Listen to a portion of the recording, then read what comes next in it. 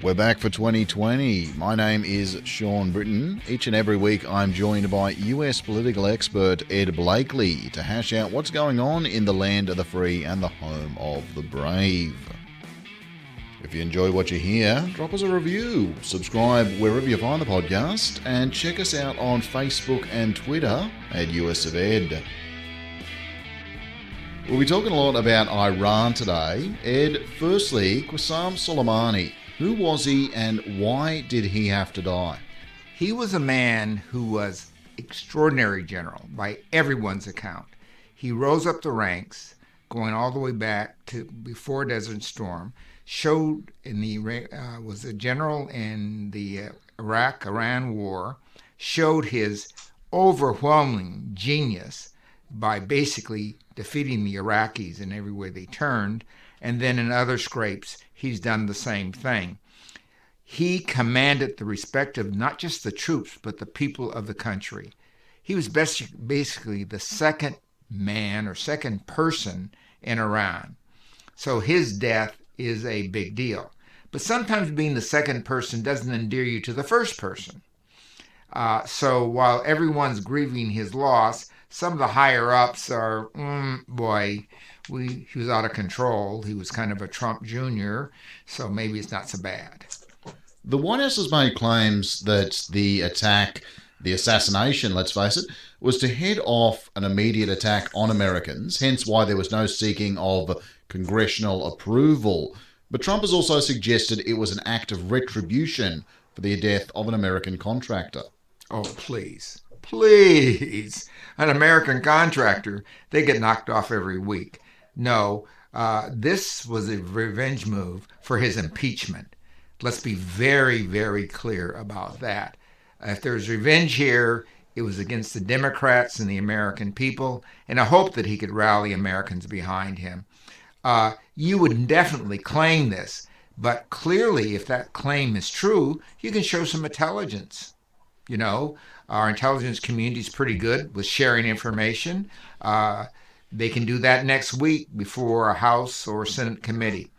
Whatever they show will be much like the Iraq War, where the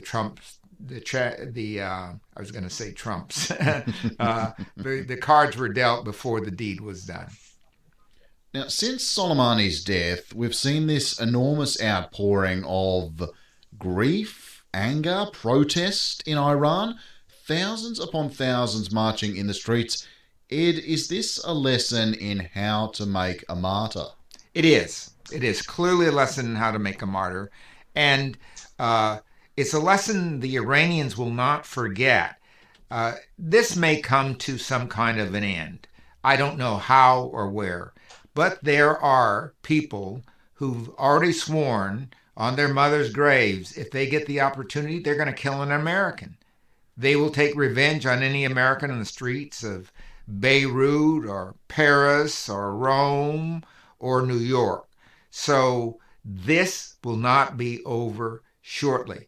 Trump just doesn't understand. This is not a military war. This is a people's war. This is a war of minds, of ideas. And some of these people are willing to die. So let's be clear here. This is not an ordinary war, and a few bombs are not going to end it. Well, speaking of a few bombs, Iran has since fired more than a dozen missiles at 2 Iraqi military bases hosting US troops, although there have been no casualties reported, and indeed, intelligence sources claim that avoiding American military deaths was quite deliberate on Iran's part. Now we're waiting on an American response. The lack of response is almost a response. What's happening? Well, I think there are a couple of things here. Finally, the military and the office of the president have to get their act together. Why did we do this? What are we going to do when they respond? Because we know there's going to be a counter response. Let's get the intelligence agencies and counterintelligence agencies working on this and get our defenses together.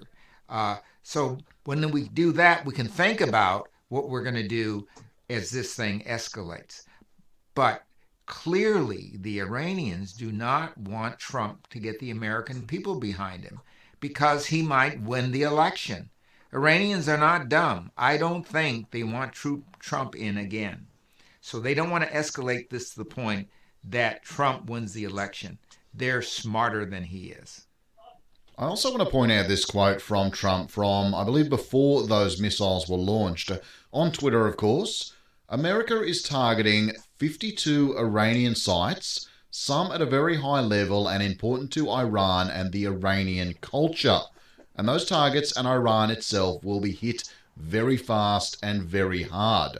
Now, there was another group in the Middle East not so long ago, I believe going by the name of ISIS, blowing up a lot of people and cultural sites. Ed, people didn't seem to like them very much. Well, furthermore, that's against international law. And the United States has to respect international law. And the Secretary of Defense, Esper, said so. And then Trump had to say, well, I guess I'll obey the law. I guess I'll obey the law? Here's a chief and law enforcement agent saying, I guess I'll obey the law? Give me a break here. He has to obey the law. The law is the law of the international law. He will not have any support from international elements if he doesn't. So Mr. Trump, again, opens his mouth before he finds his brain. Where do we go from here, Ed? I mean, getting into the the Iranian government's position, correct me if I'm wrong, I see developing nuclear weapons as literally the only move they have. They can't just roll over or their people will riot. They face going to war with the mad king who controls the most powerful army in the world. Nukes seem to be the only bargaining chip that could possibly aid them. And if that's the case, the blame solely lies with Trump. Yes, it does. Nukes will be where they go. But that nuke will not be aimed for the United States. It'll be aimed at Saudi Arabia. That's where the real power is, or at Israel. The Israelis are scared to death now that they'll be the choice. If so, boy, oh boy, it's really over. We're talking about kind of a third world war. If it hit Saudi Arabia, it'd probably be a small nuke in the oil fields doing enormous energy harm, but probably not a lot of human harm. The Iranians' next move is well short of that. There'll be more damage in other places in the Middle East and in soft targets. Iranians are rational people. We're not talking about Iraqis. We're not talking about Shiites. We're talking about a rational group of people who have figured out that they have something to gain by peace and nothing to gain by war. Moving on to other news, although, as you say, this is clearly related. Last time we spoke, Trump had not actually been impeached. Now, I wasn't too worried about missing that because it all seemed to go pretty much as we expected. But any thoughts on it now that it has happened and we look toward the Senate? Well, I think the script here is still being written. Nancy Pelosi has outsmarted him again. And his response, of course, is this temporary act of war so that he can get the upper hand. But she's withholding the impeachment documents before they go over to the Senate, rationally saying, well, what's the trial going to be?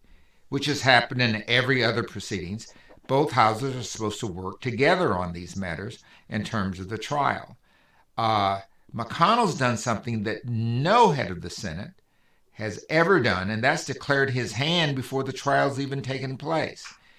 And how's he going to put up his hand and say, I'm going to administer even-handed justice? So we have a double travesty going on.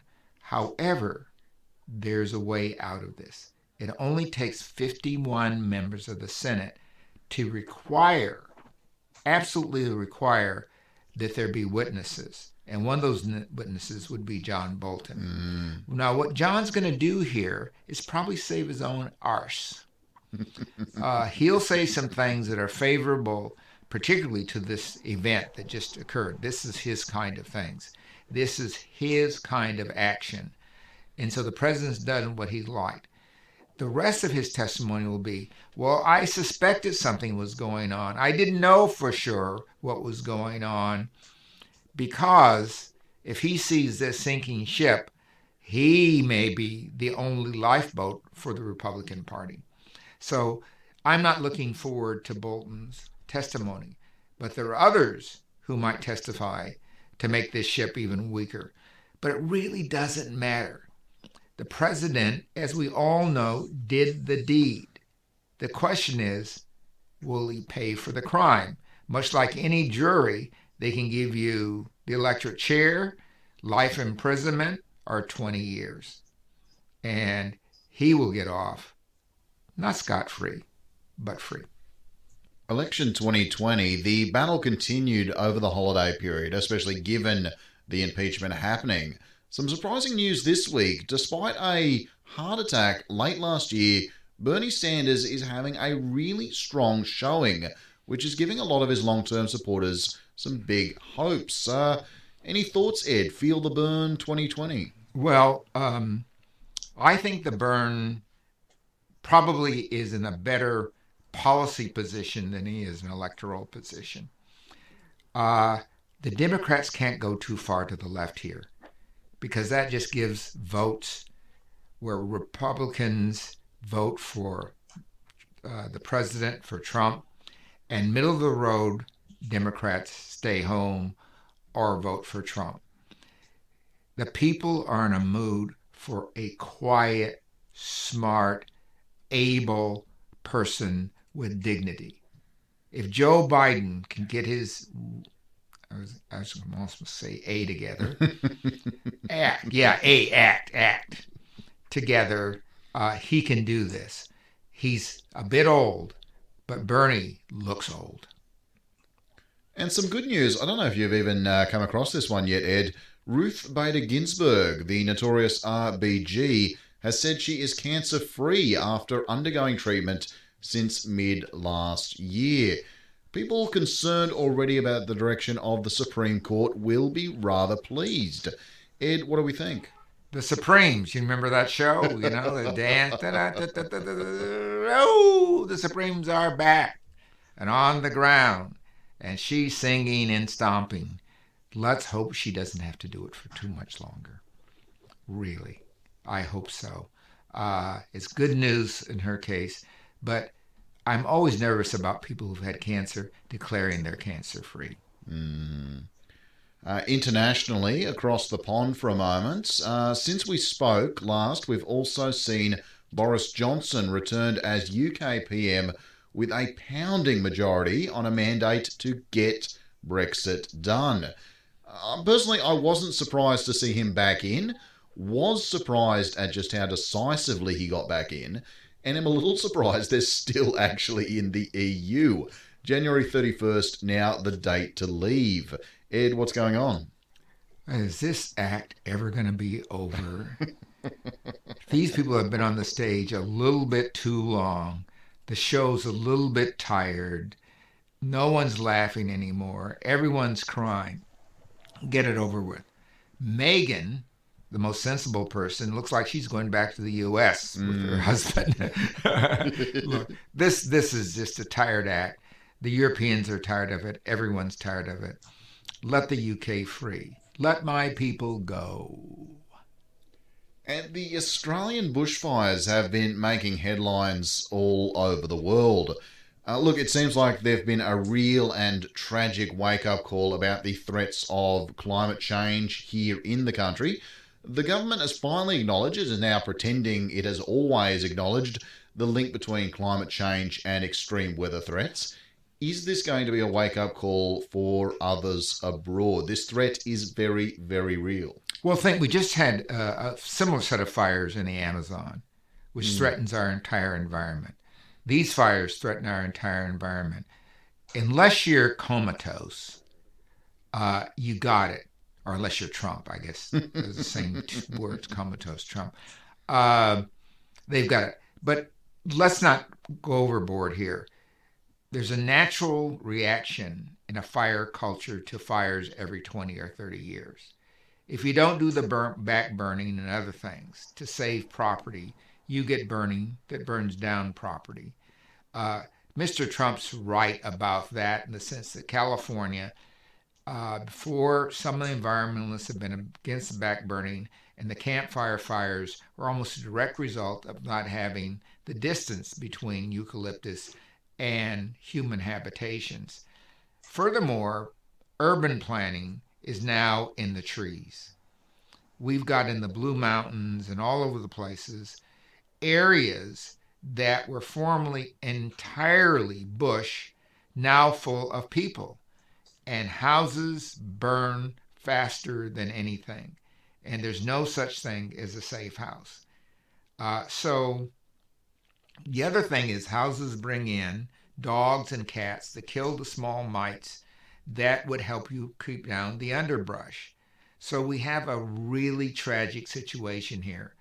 The New York Times, the Christian Science Monitor, and others are laughing not just about what has happened and climate change, but our feeble response to these issues.